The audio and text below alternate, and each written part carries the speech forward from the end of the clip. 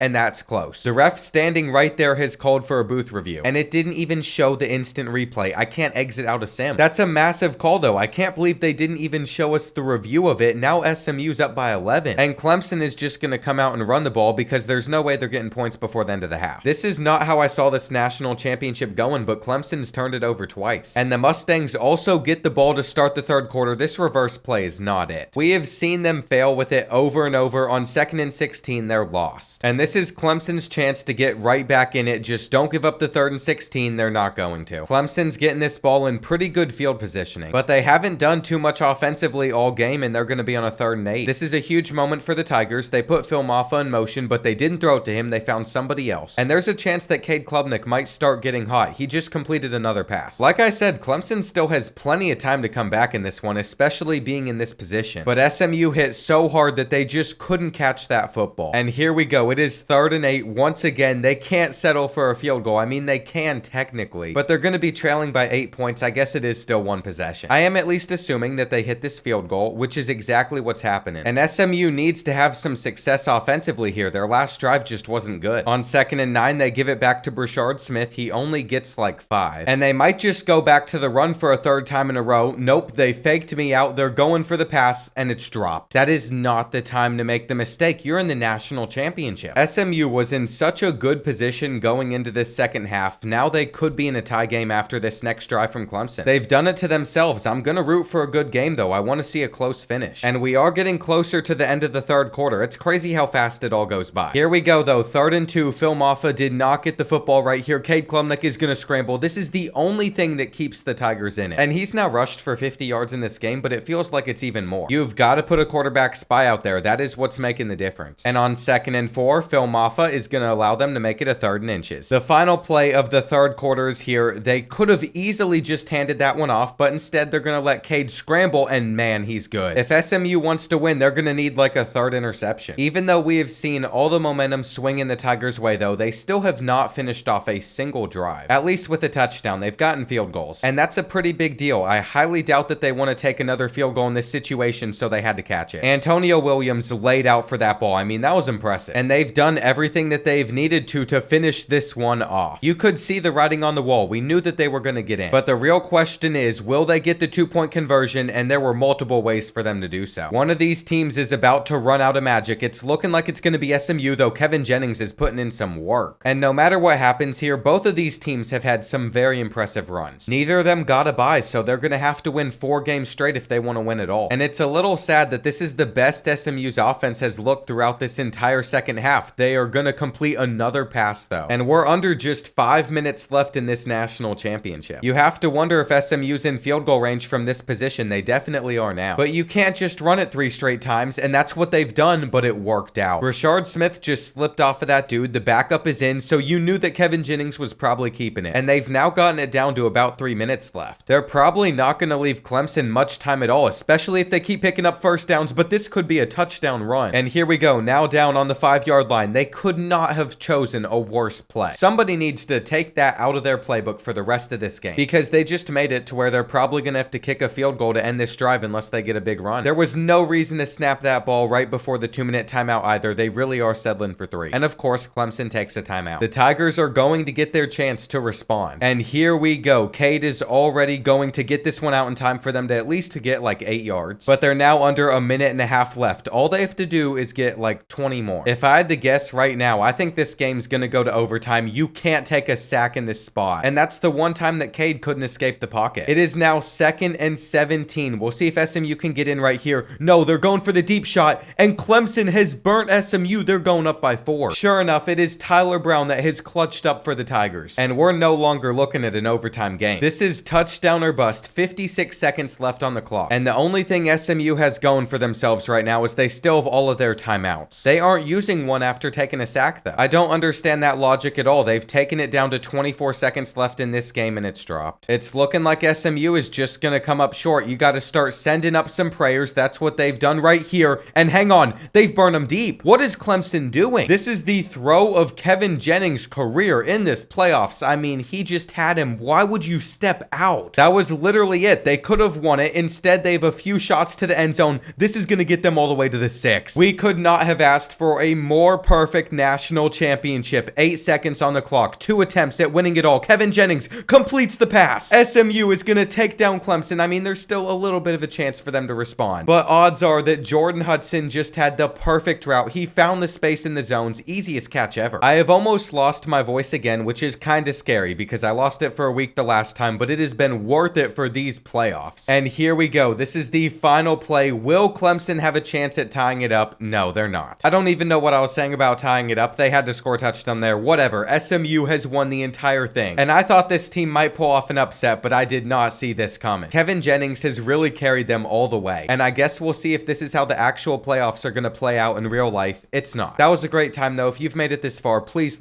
make sure you are subscribed as well so we can get closer to 500K and check out some of my other content.